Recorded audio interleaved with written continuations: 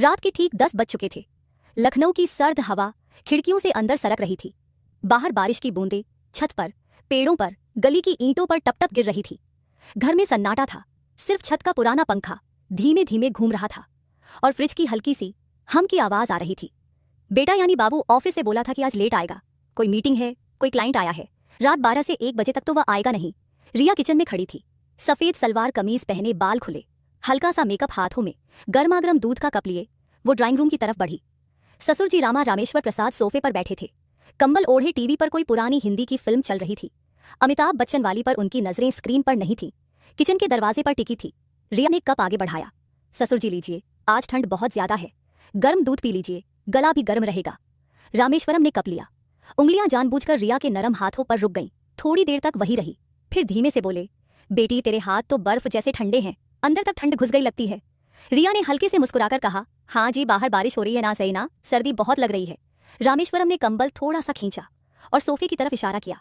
आजा यहाँ बैठ जा थोड़ी देर, कंबल के अंदर थोड़ी गर्मी मिलेगी, अकेले बैठे बैठे मैं बोर हो रहा हूँ। रिया ने थोड़ी झिझक दिखाई, फिर धीरे से सोफे के एक कोने पर बैठ गई। रामेश्वरम ने कंबल दोनों के पैरों पर फैला दिया। अब दोनों के पैर कंबल के नीचे बिल्कुल चिपके हुए थे। रिया के पैर ठंड थे, ससुर जी के पैर गर्म। कुछ पर खामोशी में बीतते गए। टीवी पर अमिताभ अपनी आवाज में गा रहा था, चुरा लिया है तुमने, जो दिल को। रामेश्वरम ने धीमी आवाज में कहा, रिया ने यह कंबल कितना छोटा है ना, पूरा ढक भी नहीं पा रहा, थोड़ा एडजस्ट करना पड़ेगा।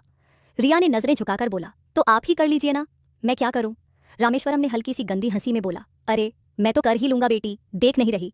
उन्होंने कंबल के अंदर हाथ काट डाला, पहले रिया के पैरों पर रखा, बस रखा ही था, फिर धीरे धीरे रगड़ने लगे। रिया का सांस थोड़ा तेज हो गया। वो धीमे से बोली, ससुर जी ये क्या कर रहे हो आप। रामेश्वर मासूम बनकर बोले, अरे बस पैर ठंड है ना, उन्हें थोड़ी सी सेक दे रहा हूँ, बहू हो तुम मेरी, इतना तो फर्ज बनता है ना। रिया ने कुछ नहीं कहा, धीरे से अपने पैर थोड़े और अंदर धकेल दिए। अब ससुर जी की उंगलियां उनके पैरों के बीच वाली नरम जगह पर धीरे धीरे घूम रही थी, जैसे कोई छोटी सी शरारत। रामेश्वरम ने फिर कहा, बेटी तू कितनी गर्म है, जैसे कोई जलता सा चूल्हा अंदर हो। मैं तो सोच रहा था कि इस आग को अंदर चूल्हे को हाथ लगाकर देख लूं, कितनी तेज चलती है ये। रिया का चेहरा लाल हो गया। उसने सिर्फ इतना कहा, आप ही ना कितनी बुरी बुरी बातें करते हो। रामेश्वरम ने धीरे से जवाब दिया, बुरी बातें दिल से निकलती है बेटी, और जो जलते दिल से चाहता है वह जुबान पर आ ही जाता है, चाहे कितना भी छुपाओ। अब कंबल के नीचे हरकतें बढ़ने लगी। प्रिया का हाथ धीरे धीरे ससुर जी की जांघ पर आ गया, बस रख दिया, हिलाया नहीं, पर उंगलियां हल्के हल्के दबा रही थी। रामेश्वरम ने आंखें बंद कर लीं और बोले, बस यह थोड़ी देर ऐसे ही, कोई काम नहीं, बस यह गर्मी महसूस करते रहे। रात अभी बहुत लंबी है। फिल्म अब बारिश का सीन आ गया था, हीरो हीरोइन को भगा रहे थे। रिया ने धीमे से कहा, ससुर जी फिल्म में तो हीरो हीरोइन अपनी हीरोइन को बिगाड़ने से बचाता है, अब तुम मुझे और ही बिगाड़ाने दे रहे हो। रामेश्वरम ने मुस्कुराते हुए कहा, अरे बेटी बारिश में भीगना भी तो मजा ही है, और यह बारिश तो अंदर की है, बाहर वाली बारिश से कई गुना ज्यादा गर्म और गीली। समय बीतता गया। रात के 11:30 हो चुके थे। अब कंबल के नीचे हाथ सिर्फ पैरों तक नहीं रुके थे। रामेश्वरम की उंगलियां धीरे धीरे रिया के जांघों की तरफ बढ़ रही थी। रिया ने विरोध नहीं किया, बस सांसें तेज हो गई। रिया ने धीमे से पूछा, ससुर जी अगर बाबू आ गए तो। रामेश्वरम ने आंखें खोली और बोले, तो क्या हम तो बस कंबल ओढ़े टीवी देख रहे हैं, कुछ गलत थोड़ा है। रिया हंस पड़ी, हल्की सी शर्माती हुई हंसी।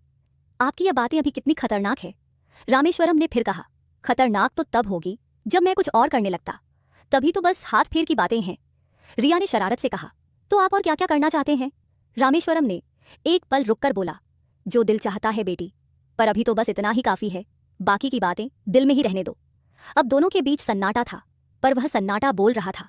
कंबल के नीचे छोटी छोटी हरकतें जा रही थी, कभी उंगलियां जांघ पर रगना, कभी पैर आपस में रगड़ते, कभी रिया का हाथ ससुर जी की कमर के पास पहुंच जाना। रात के 12 बज गए। बाहर बारिश और तेज हो गई, बिजली चमक की गरज रही थी।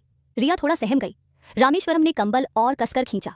अब दोनों लगभग एक दूसरे से लगे हुए थे। रामेश्वरम ने कान के पास फुसफुसाया, डर मत बेटी, मैं हूं ना।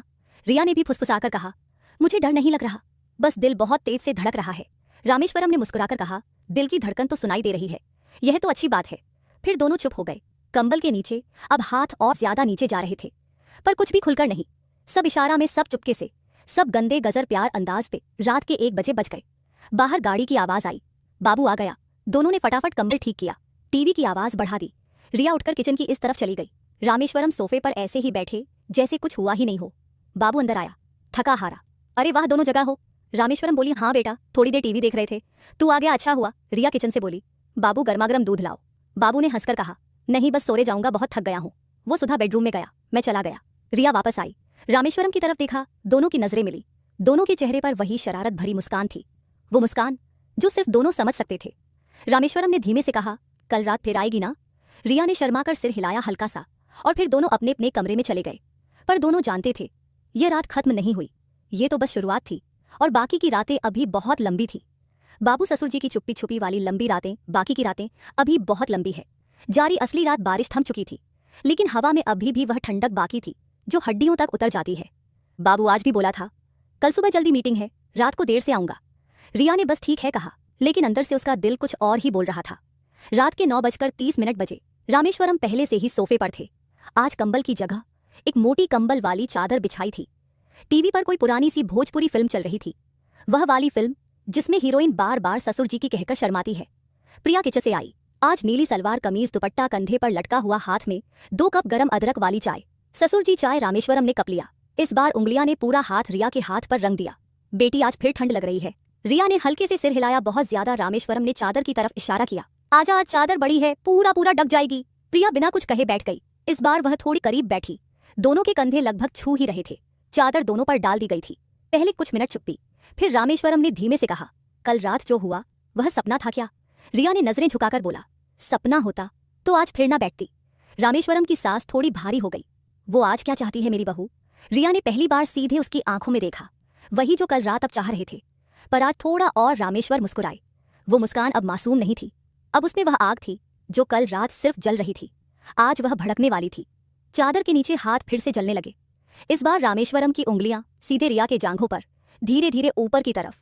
रिया ने पैर थोड़े फैलाए, विरोध नहीं किया बल्कि इजाजत। रिया ने फुसफुसाया, ससुर जी अगर कोई देख ले तो? रामेश्वरम ने कान के पास में मुंह लगाकर कहा, कौन देखेगा बाबू, तो सुबह तक नहीं आएगा और पड़ोस वाले सो चुके हैं, बस तू और मैं और यह चादर। अब रामेश्वरम का हाथ रिया की कमर पर, फिर पीठ पर, धीरे धीरे कमर के नीचे की तरफ। प्रिया की सांसें तेज हो रही थी, खुद ही अब हाथ बढ़ा रही थी, ससुर जी की छाती पर, फिर पेट पर, फिर और नीचे। रामेश्वरम ने आंखें बंद करके कहा, बेटी तू कितनी नरम है, जैसे रेशम कोशम को छू रहे हैं, मन बहक जाता है। रिया भैया ने शरारत से कहा, और आप अपनी उंगलियां कितनी शरारती है। रामेश्वरम हंसे, शरारत तो दिल की है, उंगलियां तो बस उसकी बात मान रही है। अब दोनों के बीच दूरी खत्म हो चुकी थी। रिया का सिर रामेश्वरम के कंधे पर था, रामेश्वरम का एक हाथ रिया के बालों में, दूसरा हाथ अब पूरी तरह रिया की जांघों के बीच में धीरे धीरे मसल रहा था। रिया की सिसकियां अब चुपके से निकल रही थी। रिया ने धीमे से कहा, ससुर जी ये गलत तो नहीं ना? रामेश्वरम ने जवाब दिया, गलत वही होता है जो दिल को दुखाए, ये तो दिल को सुकून दे रहा है। रिया ने मुस्कुराकर कहा, तो फिर सुकून देते रहिए, रात अभी बाकी है। रात के 11:30 हो चुके थे। अब चादर के नीचे सब कुछ और तेज हो गया था। रामेश्वरम ने रिया को अपनी गोद में खींच लिया। रिया अब लगभग उसके ऊपर लेटी हुई थी, चादर दोनों को ढक रही थी। रामेश्वरम ने रिया के कान में फुसफुसाया, बेटी आज तुझे पूरा सुकून दूंगा। रिया ने आंखें बंद कर ली और सिर्फ कहा, दे दीजिए सब कुछ, मैं आपकी ही हूं आज। अब हरकतें और गहरी हो गई, चुंबन, गले लगना, हाथों की वह हरकतें जो अब इशारे नहीं बल्कि पूरा एहसास बन चुकी थी। रिया की सिसकियां अब दबी हुई थी, रामेश्वरम की सांसें भारी। रात के एक 15 मिनट तक बाबू की गाड़ी की आवाज आई। दोनों ने फटाफट खुद को संभाला, चादर ठीक की। रिया किचन में भागी, रामेश्वरम सोफे पर बैठे जैसे टीवी देख रहे हो। बापू अंदर आया, अरे वाह, फिर से जग हो दोनों। रामेश्वरम बोले, हाँ बेटा, नींद नहीं आ रही थी। रिया किचन से बोली, चाय बनाऊं? बाबू ने थक कर कहा, नहीं बस सो जाऊंगा। वो बेडरूम में चला गया। रिया वापस आई, रामेश्वरम की तरफ देखा, दोनों की नजरें मिली। रामेश्वरम ने धीमे से कहा, कल। फिर रिया ने शर्म कर कहा, लेकिन पक्के लिहाज में कहा, कल नहीं, परसों भी और आने वाली हर रात। रामेश्वरम ने मुस्कुराकर सिर हिलाया, और दोनों जानते थे ये रातें अब कभी छोटी नहीं होंगी, ये रातें अब हमेशा लंबी रहेंगी, क्योंकि जो आग जल रही है वह इतनी आसानी से तो बुझेगी नहीं। कहानी पसंद आई हो तो एक लाइक जरूर करना और कमेंट करें। कहानी का अगला पार्ट चाहिए तो कमेंट में बताइए और चैनल को जरूर से सब्सक्राइब करिए। लाइक जरूर करना।